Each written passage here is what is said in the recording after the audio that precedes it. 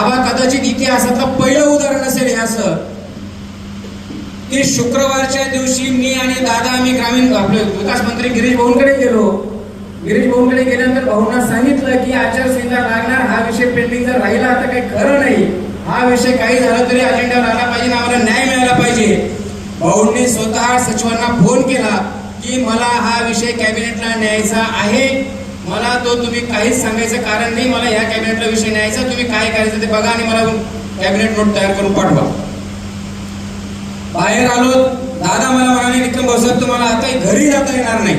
म्हटलं दादा मी 6 महिन्यापासून झोपलो तिथं घरी जायचा विषयच कुठे, या मुंबईला जाऊन घेतलेलं आहे कारण की सर्वात महत्वाचं दादाही थांबलेत, मी थांबलो. बघा विचार करा, आज 15 दिवसावर लोक आचारसंहिता लागते, म्हणजे ही साधी सरळ सोपी गोष्ट नाही.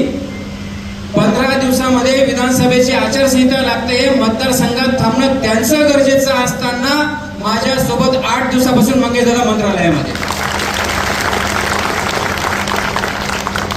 तीव्रता बघा, कोणताच नेता मतदारसंघ सोडू शकत नाही, कितीही जवळचा घरातही व्यक्ती राहिला तरी सोडू शकत नाही.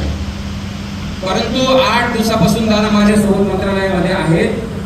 मित्रांनो, शुक्रवार शनिवार सुट्टीचा दिवस असल्यावर सुद्धा मंत्रालय चालू ठेवलं, ही इतिहासातली पहिली गोष्ट.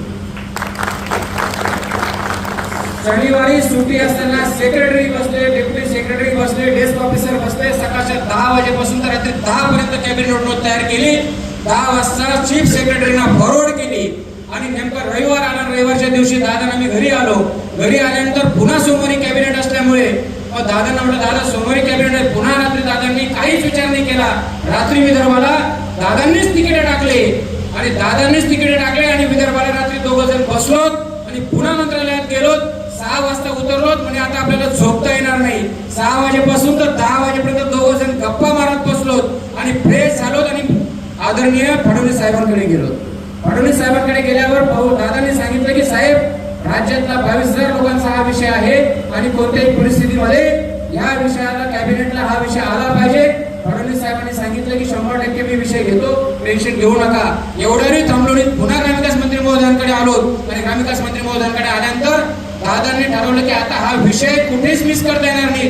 दादा स्वतः गाडीत बसून गेले आणि कॅबिनेट पर्यंत तिथे आले आणि कॅबिनेट पर्यंत आल्यानंतर त्या मिनिटाला त्याच गाडीमधून मंत्री महोदयांना, दोघं उपमुख्यमंत्र्यांना, मुख्यमंत्री महोदयांना, चीफ सेक्रेटरीना आणि ग्रामविकास सेक्रेटरीना फोन लावून घेतले. विषय अजेंड्यावर टाकून घेतला आणि विषयात विषय घ्यायला लावला.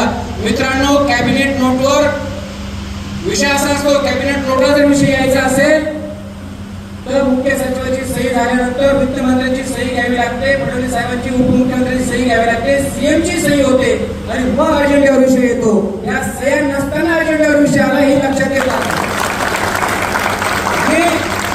त्या ठिकाणी विषय आल्यानंतर आदरणीय आपले गिरीश भाऊंनी, ग्रामविकास मंत्री महोदयांनी स्वतः हा फाईल हातात घेऊन त्या फाईलवर 4 मंत्र्यांच्या सह्या घेतल्या आणि तो ऐनवेळच्या विषयात आला आणि हा सोन्याचा दिवस उजाडला. आज तुमच्या माहिती सांगतो, जेव्हा रात्री दादांनी जेव्हा भाऊंना सांगितलं की हे कामाचं स्वरूप कसं झालं, तेव्हा भाऊ आवाज झाले की ह्या कामामुळे इतकं अशा प्रकारचं हे काम होतं. म्हटलं हे अशाच प्रकारचं काम होतं कारण आज माझा ग्रामसेवक आबा एकही 22,000 ग्रामसेवकांपैकी एकही ग्रामसेवकाला लाभ मिळाला नाही असं नाही. प्रत्येकाच्या पगारामध्ये 2,000 पासून तर 5,000 पर्यंत वाढ होते. जो माझा ग्रामसेवक हा शिक्षकापेक्षा कमी होता, कृषी सहाय्यकपेक्षा कमी होता, तलाठी बरोबरीने होते, परंतु आज माझा ग्रामसेवक तलाठीची पुढे गेला, कृषी सहाय्यकच्याही पुढे गेला, शिक्षकाच्याही पुढे गेला. 10 वर्षांतरची पहिली कालबद्धी आम्हाला S14 मिळते, 20 वर्षांतर S15 या व्हिडिओची, 30 वर्षांतर व्हिडिओची वेतन श्रेणी आज आम्हाला मिळायला लागली. आज तलाठ्याला फक्त S12 मिळते, तिथं आम्ही S14 घेतो. कृषी सहाय्यक S13 घेतात आणि आता S14 वर जाऊन बसलो. आज 30 वर्षांतर आम्ही S20 ला जाऊन बसलो, कृषी सहाय्यक S17 वर अडकले. म्हणजे एवढी मोठी उपलब्धी.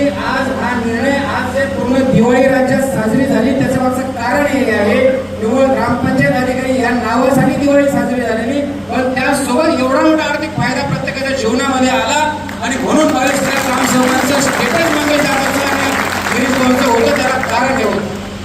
आणि आणि इतकं मोठं काम आपल्या माध्यमातून केलं आणि